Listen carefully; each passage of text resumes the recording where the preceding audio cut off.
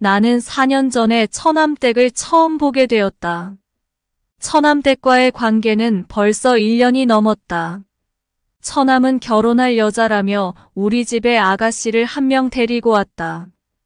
그때 처남이 데려온 여자친구를 본 아내의 눈빛이 불안하게 떨리는 것을 캐치했다.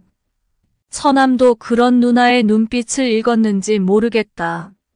나는 아내가 입양아라는 사실을 알고 있다.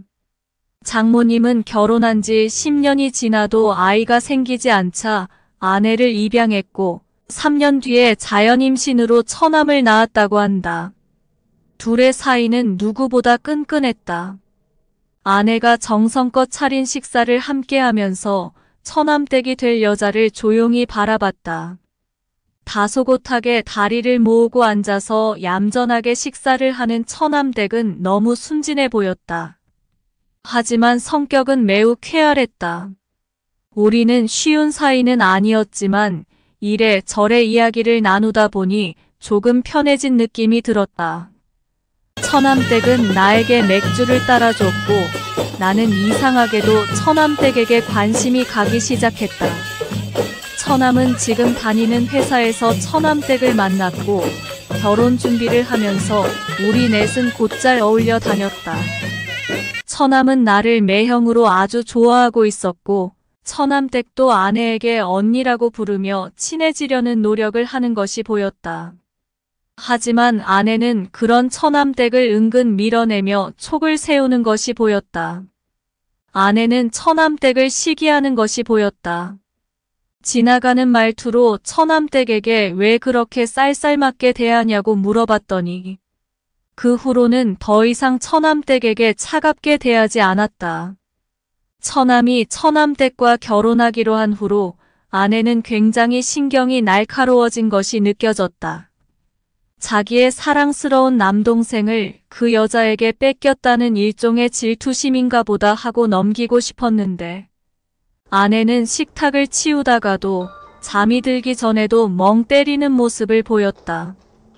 그러더니 어느 날은 샤워를 마치고 침대에 갔더니 아내가 이불을 뒤집어 쓰고 울고 있었다. 처남은 많은 사람들의 축복을 받으며 결혼을 했다. 아내는 처남을 사랑스러운 눈빛으로 보며 축하해줬고 우리 아파트 단지에 처남의 신혼집을 장만했다. 처남댁은 형제가 없어서 그런지 우리 부부와 어울리는 것을 좋아했다. 결혼 전에 집을 알아볼 때, 혼수를 장만할 때, 집 계약을 할 때도 우리 부부와 함께하고 의지했다. 처남댁은 나를 보며 고모부가 너무 의지된다고 하면서 감사 표현을 했다. 처남이 결혼한 뒤 아내는 처남과의 관계를 정리한 것으로 보였다. 하지만 나중에 알고 보니 그것은 아내의 연기였다. 두 남매의 관계가 수상하다고 생각이 들 때쯤 처남댁에게 전화가 걸려왔다.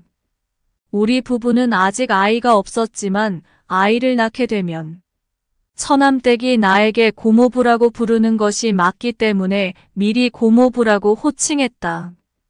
반갑게 전화를 받았고 처남댁은 나에게 할 말이 있다고 했다. 나는 처남 집으로 가서 얘기하면 되냐고 했더니 고모부 회사 근처에서 만나자고 했다. 나는 처남댁이 왜 나를 만나자고 하는지 조금 감이 왔다.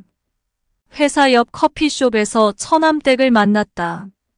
처남댁은 나에게 미안한 기색이 역력했다. 처남댁은 처남의 행동이 좀 수상하다고 했다.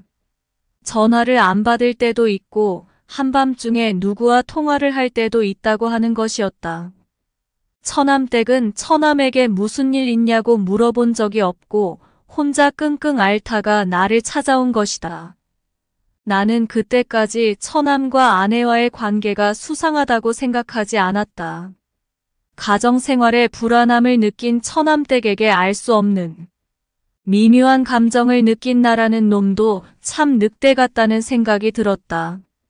처남댁은 남편이 바람을 피운다는 사실보다 버림받을지 모른다는 불안한 마음이 더 큰 것 같았다. 그런 처남댁이 너무 가엾게 느껴졌다. 어딜 봐도 믿질 게 없는 결혼을 한 처남댁이 왜 그런 생각을 하는지 안타깝기만 했다. 그래서 지금 이상한 행동을 하는 건 처남인데 왜 처남댁이 더 불안해하고 겁을 먹고 있냐고 화를 냈다. 처남댁은 안 그래도 속상한 마음에 나를 찾아왔는데 나에게 쓴 소리를 들으니 속이 상한지 눈물을 보였다. 처남댁은 버스 타고 집에 가겠다고 했지만 잘 달래서 내 차에 태웠다. 처남댁은 고모부님과 따로 만나서 털어놓으니 의지가 된다고 감사하다고 했다. 나는 작은 고민이라도 함께 나누고 싶다고 했다. 처남댁은 그런 내가 오빠같이 느껴진다며 웃어 보였다. 그날 처남댁을 차에서 내려준 뒤 처남은 정말 못할 짓을 하고 있다고 나쁜 놈이라는 생각이 들었다. 그리고 얼마 후에 처남댁의 아버지가 몸이 좋지 않아 병원에 계신다는 연락을 받았고 처남댁은 급히 고향에 내려갔다. 나는 회사 일이 일찍 끝나 집에 일찍 퇴근했다. 아내는 집에 없었고 밤중에 들어왔다. 어디 갔다 오냐고 물었더니 평소에 늦는 사람이 웬일로 일찍 들어왔냐고 당황해하는 것이었다. 아내는 동생 집에서 저녁 차려주고 얘기 좀 하고 왔다고 했다. 그때 나는 등이 오싹해지는 느낌이 들었다. 혹시 처남이 한눈 파는 상대가 내 와이프일지도 모른다는 생각이 들었다. 그 둘은 서로 피가 안 섞인 남남이고 내가 처남과 술을 마신 날에 처남이 우리 집에서 잠을 자고 가는 날이 많았던 게 생각났다. 아내가 처남을 애타게 찾는 날도 있었고 처남이 집에 안 간다고 버틴 날도 있었던 게 생각났다. 나는 퍼즐 조각이 맞춰지는 듯한 느낌을 받았다. 그래서 처남과 일부러 집에서 술을 마신 뒤 내가 먼저 술 취한 척 연기를 한 적이 있었다. 처남은 집에 가지 않고 거실에서 잔다고 했고 나는 일부러 코를 골며 자는 척 했다. 그러다가 내 숨소리가 안정되니 둘이 속닥거리는 소리가 들렸다. 옷방으로 가서 같이 있자고 하는 소리를 듣고 말았다. 촉을 세우고 그 둘의 행위를 엿들었다. 분명히 남녀 사이의 일을 치르고 있었다. 처남댁의 아버지는 병원에서 투병하시다가 돌아가셨고 와이프와 조문을 갔다. 처남댁은 얼굴이 퉁퉁 부어 있었다. 너무 많이 울어서 정신을 못 차려서 우리가 좀 쉬라고 했지만 고집을 꺾지 않았다. 처남댁의 그런 모습이 너무 안쓰러웠지만 처남댁을 꼭 껴안고 위로해주지 못해 안타까운 마음이 들었다. 그렇게 아버지를 보내드린 뒤 처남댁은 한참 동안 힘들어했다.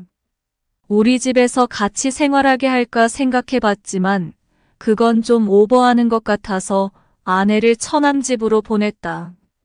나도 매일 조석으로 처남 집에서 같이 식사를 하고 밝은 분위기를 만들었다.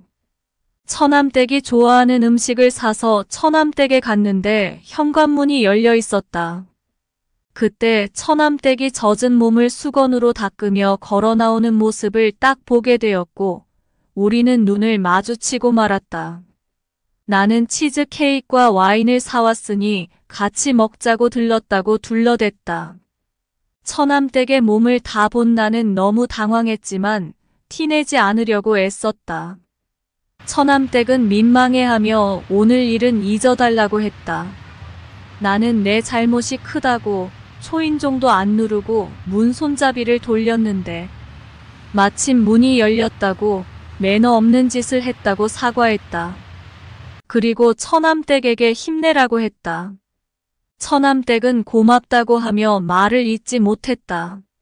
아내는 장바구니를 들고 처남집에 들어왔고 우리는 해물파전을 만들어 막걸리와 함께 먹었다. 왁자지껄한 분위기에서 처남댁은 안정을 되찾는 듯 했다. 그런데 나는 아내와 처남이 서로 좋아하는 눈빛을 교환하는 것을 캐치했다. 내색할 수 없었지만 이제 확실하게 알았다. 그리고 처남댁이 자꾸 신경 쓰이기 시작했다. 집에 와서 아내와 부부관계를 하면서 처남댁을 생각했다. 나는 처남댁에 대한 마음이 더 커졌고 어느 날 저녁에 연락을 했다. 처남에게 저녁을 같이 먹자고 했고 처남댁은 흔쾌히 허락했다. 우리 둘은 조용한 레스토랑에서 만났고 요즘 어떻게 지내냐고 물었다. 아버지가 유독 자기를 예뻐했는데 그런 아버지를 여인 슬픔이 무척 컸는데 요즘은 좀 나아졌다고 했다. 살면서 어려운 일 있으면 언제든 얘기하라고 했다. 우리는 명랑한 분위기에서 식사를 했고 집에는 몇 시까지 들어가면 되냐고 물었더니 처남댁은 오랜만에 친구들 만나는 자리이니 많이 늦을 거라고 얘기했다고 했다. 나는 처남댁에게 손을 달라고 했다. 우리 어릴 때 했던 전기 게임을 했다. 손목을 쥐고 손을 나이만큼 쥐었다 폈다 하고 콧김을 바른 뒤 쥔 손을 놓으면 전기가 통하는 게임 말이다. 자연스럽게 처남댁의 손을 잡게 되니 기분이 좋았다. 재미있어하는 처남댁이 참 귀엽게 느껴졌다. 앞으로 많이 웃고 지내라고 웃는 모습이 너무 예쁘다고 말해줬다. 한결 편한 분위기가 되자 나는 한적한 곳으로 드라이브 가자고 제안했다. 처남댁은 너무 늦지만 않으면 된다고 했고 나는 오케이 사인으로 알아듣고 불륜 남녀들이 많이 간다는 곳으로 향했다. 처남댁은 조수석에 앉았고 내 따뜻한 손등에 자기 손을 포겠다. 확신이 생겼다. 나는 차 한잔하고 갈까요? 라고 물으니 좋다고 했다. 오늘만 날인가? 천천히 계획을 짜자고 생각했다. 나는 처남댁과 커피숍에서 짧게 앉아있다가 나왔다. 그리고 처남댁을 집 앞에 내려주며 이렇게 말했다. 우리 또 데이트하고 싶어요. 라고 말이다. 처남댁은 수줍게 웃으며 내렸고 그 다음날 처남댁에게 전화를 걸었다. 오늘은 오후에 출장을 가는데 처남댁 얼굴을 보고 싶다고 말했다. 몇 시까지 어디에서 보자고 말을 했는데 처남댁은 망설이다가 끝내 대답을 하지 않았다. 나는 약속 시간에 처남댁을 기다리다가 자리에 나오지 않는 처남댁을 찾아갔다. 처남집에 가서 초인종을 누르니 한참 있다가 문을 열어줬다. 처남댁에게 보고 싶었다고, 사실 처음 보는 순간부터 좋아했다고 고백했다. 처남댁은 우리 이러면 안 되는 거 아니냐고 나를 밀어냈다. 나는 처남댁의 눈을 똑바로 보면서 나를 의지하고 있지 않냐고 물었다. 처남댁은 흐느껴 울면서 나에게 기댔다. 나는 그런 처남댁을 안아주었고 우리는 사랑을 나누게 되었다. 처남댁은 너무 부끄러워했지만 나중에는 나를 받아들일 준비를 하고 있었고 우리는 황홀한 시간을 보내게 되었다. 나에게 오빠와는 너무도 다른 분위기예요. 우리 이러면 안 되지만 사실 고모부가 너무 좋아요. 저 데리고 장난치는 거 아니죠? 그런 거라면 가만히 있지 않을 거예요. 라고 했다. 나는 처남댁을 사랑하는 마음은 진심이라고 하며 처남댁과 한 번 더 일을 치렀다. 나는 아내에게 복수하려는 마음은 없다. 단지 처남댁이 좋을 뿐이다. 대신 아내가 처남과 만나고 있다는 걸 알면서도 눈 감아주고 있다. 처남댁과는 요즘도 자주 만나고 있다. 처남댁은 남자는 새로운 여자를 탐한다며 불안해하고 있지만 나는 처남댁에게 진심을 다해 사랑한다고 고백했다. 당분간 처남댁만 사랑하고 살기로 했다. 남매라는 프레임 속에서 해서는 안 될 행위를 하는 아내와 처남 용서할 수 없지만 나도 처남댁이 미치도록 좋은 걸 어쩌겠는가. 당분간 내 마음에 집중하고 싶다.